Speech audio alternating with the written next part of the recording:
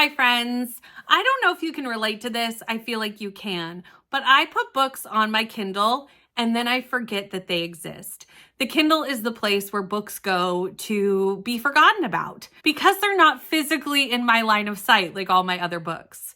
And nothing puts more books on my Kindle than Stuff Your Kindle Day. I go a little overboard on Stuff Your Kindle Day. I don't read a ton of synopses, which can get me into trouble a little bit, but there's so many books and not enough time to read them. I tend to just look at the title. If a title catches me for whatever reason, I click on it, look at the cover. If the cover also speaks to me, on my Kindle it goes. This has now resulted in a lot of things being on my Kindle and then not being read.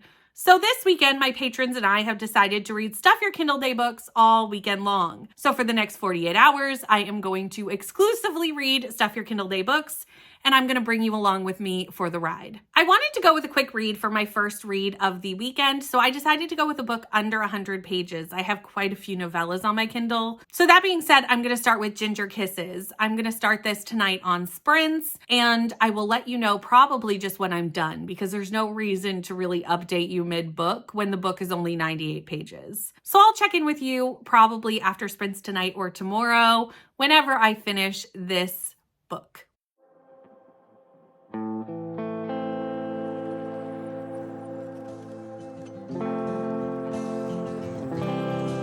So last night on sprints, I ended up finishing Ginger Kisses. This was actually really cute. It had a bit of spice in it. It was quick. It was fast. It was fun. There was a little bit of drama, but not too much. And I really did enjoy this and gave it 4 stars. In this book, we follow Hillary. Hillary is a scientist at a fertility clinic. And we also follow Jeremy, who also works at the clinic. Hillary's ex-husband is getting married to her sister, Nina. Family drama is happening. But it seems that the drama has kind of happened in the past. Hillary has come to terms with this happening, has rebuilt her relationship with her sister, and also has a pretty good co-parenting relationship with her ex-husband, Paul. They have a daughter, Grace, and we do have a single parent trope in this book. It is time for the wedding though, and even though all that is behind them to a point, Hillary does not necessarily want to go to the wedding alone, because she knows people are going to be talking about this weird family drama at the wedding. She is at lunch with 2 of her coworkers, Jeremy and Claire, when Jeremy offers to go as her fake date to this wedding. He is very close to her. They're very close friends. He knows Grace, her daughter, and actually has a pretty good relationship with their daughter as well, so they decide to go, all 3 of them, to the wedding. And when they arrive at the wedding, we have the only one bed trope, and I think you can figure out what happens from there. A couple of things I really loved to see in this book was the representation. Jeremy is bisexual, and it was really well done in this book. We see that Jeremy has actually not been in a relationship for a while since he broke up with his longtime boyfriend, Ethan, and he is finally ready to kind of step into a new relationship and kind of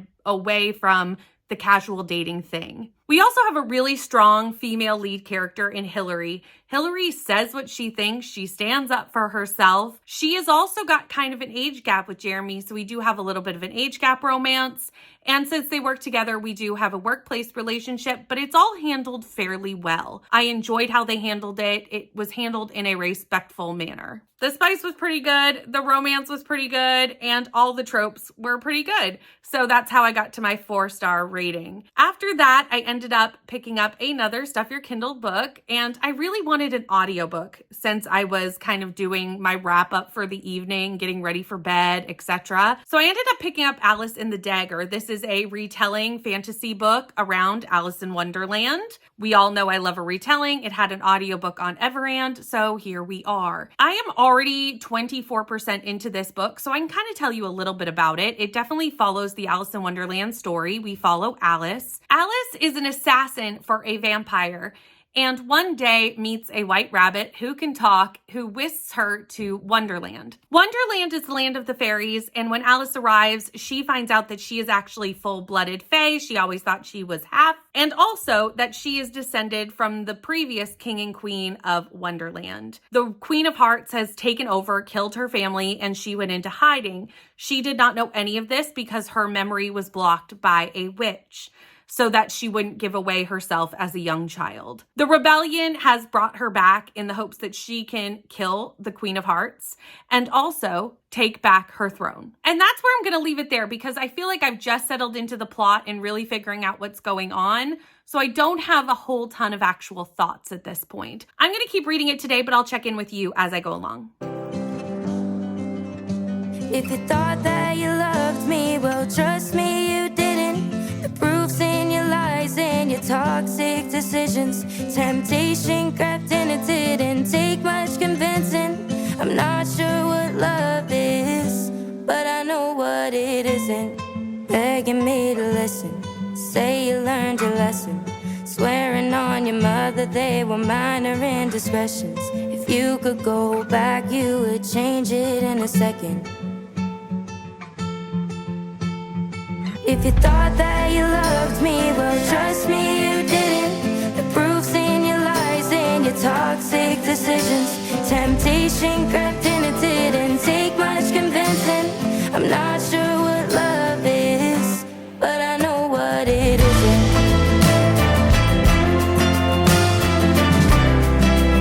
So it is the next day, and this morning I finished Alice the Dagger. This was very much middle of the road. It was a book. I read it. It was fine. Book for me. I did find that there were maybe too many things thrown into this book. There were so many magical creatures and so much going on that in any other book, I would have definitely said it was too much, and I still do think it was too much. But because this is Alice in Wonderland, and the original story is so full of whimsy and creatures and kind of just all over the place in and of itself, it kind of worked, but I still think there was probably too many. We had vampires, we had pixies, we had rabbits, we had caterpillars, we had fae, we had cats, we had shifters, we had everything. We had absolutely everything, and some of it worked, and I think some of it was just a bit too much. We follow Alice as she finds out about herself, as she learns about her family, learns about her parents' death, and also the Queen taking her from her family. She learns about her parents ruling Wonderland and how they were usurped by the Queen of Hearts. She joins with the revolution and kind of starts to work to get her throne back. And that is really what we follow in this book. There's definitely more to the story. It definitely doesn't fully end at this book. It is a duology. There is a second book. But for me, I don't think I'll be continuing. This was just an okay retelling for me. And I didn't really connect to any of the characters enough or fall in love with this retelling enough to continue. It wasn't bad. It was just very middle of the road for me. There are so many retellings in the world and so many books that I want to read that this just didn't catch my attention enough for me to really want to continue the series. But I did give this one 3 stars because I do think it did stick to the Alice in Wonderland story quite well. Then I had a little look at my Kindle and I decided to pick up Cupcakes, Trinkets, and Other Deadly Magics. And I am already 37% through this book and having a great time. This is so fun. It's a little bit of a paranormal mystery. There's a lot going on, but I'm intrigued in what's happening. In this, we follow Jade. Jade is a baker. She owns a bakery, which I love baking in a book. So that's working for me very much. She's selling her cupcakes at her bakery when she sees a vampire just outside the bakery because he can't get in because it's warded. And that sends her into a little bit of concern. There's some concern happening. She is keeping an eye on what is happening with this vampire. Then all of a sudden werewolves start showing up and she's like, what is happening? Come to find out that both factions, the werewolf and the vampires, are looking into murders that are happening in the area. And they seem to be connected to Jade and these trinkets that she picks up. Jade is not that powerful of a witch, but she can feel magic in objects. And when she feels magic, she kind of picks up the little objects that she finds that have a tiny hint of magic that's been left on them and collects them and makes these trinkets with them. And somehow those trinkets are now starting to be connected to these murders. At first, the vampire and the werewolf think that she is connected to the murders. Very quickly, they kind of realize it's not Jade, but somehow her trinkets are connected. So it's a little bit of a paranormal cozy mystery with a baking component, and I'm here for it. I actually think that I might even do some baking today because reading about baking is making me want to bake. And I think we have bananas upstairs that need to be used up anyway, so I might make a banana bread. That's kind of my plan. Yesterday was such a fun day, so I'm hoping to have just another fun booktube, reading, hanging out with friends day. Yesterday we had sprints and then we watched the Eras Tour and made friendship bracelets. Could there be a better day? I don't think so. I think that is literally the best day that could be of existence. And today we have more sprints and are also, I think, going to do some baking and reading and just hanging out with friends and chatting and having a good day. Who knows what else is going to happen today?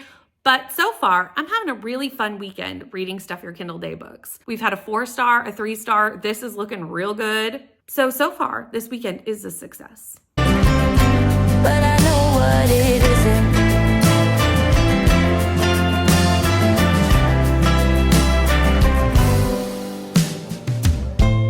Don't know what you were thinking when you were double dipping. Did it cross your mind? Did you forget that I existed?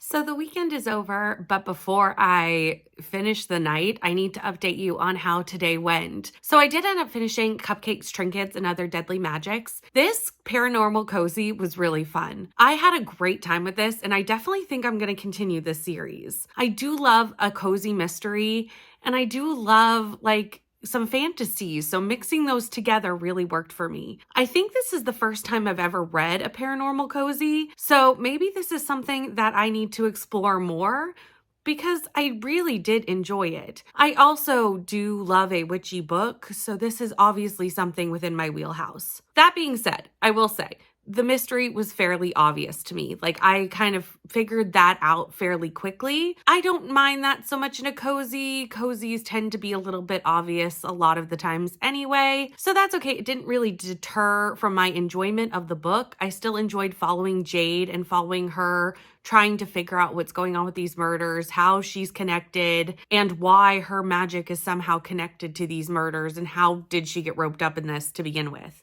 I also really enjoyed that throughout the book, we got to know more about Jade and her family, and also there seems to be a little bit of family secrets going on that we were discovering as we went along. And that was probably my favorite part of the book. We really got to that, especially in the second half, but I think we're going to explore more in the subsequent books in the series, which definitely makes me want to continue more. This was a 4-star read for me, and it was going to be my last book for this vlog. However, I still had a few more hours left in the day, so I figured why not try and shove in one more Stuff Your Kindle Day book. There was actually one that was on my roll of reads TBR that I didn't think I was going to get to, so why not finish it? So I did. I ended up picking up Cinderella, and this is by S.T. Lin. This is a Cinderella retelling, seems fairly obvious, where our Cinderella is a trans girl, and we follow her as she becomes our Cinderella. Ella's father has passed away, and Ella is living with her stepmother and her stepsisters.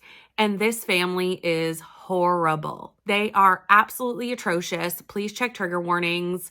This stepmother and stepsisters are extremely transphobic, and it is shown in the story. However, it is contested, and we do move through that, but keep that in mind. Ella and her family do get invited to obviously the royal ball, where Ella actually gets to dress up as her Cinderella self and go to the ball, and she meets the princess of this world. She has a dance with the princess and instantly has a connection with the princess, but has to run away, has to leave for various circumstances, and thinks that she will never see the princess again. And I mean, it is a Cinderella retelling, so it's kind of obvious where the story goes. The part I loved about this book so much was the representation in this book of having a trans Cinderella. I absolutely loved what this book was doing. Also, the found family aspects in this book were just top tier. Once Ella kind of separates herself from this horrible family setting, she then gets to find the people who love her and accept her and see her for who she is. And that was just beautiful. I had so many emotions in such a small book. This is under 100 pages, and I went on an emotional ride. I was angry at times. quite a few times. I was tearing up quite a few times. And I did really love how we had this story centered around a retelling. You know, a retelling will get me every time. So this ended up being a 5-star read for me.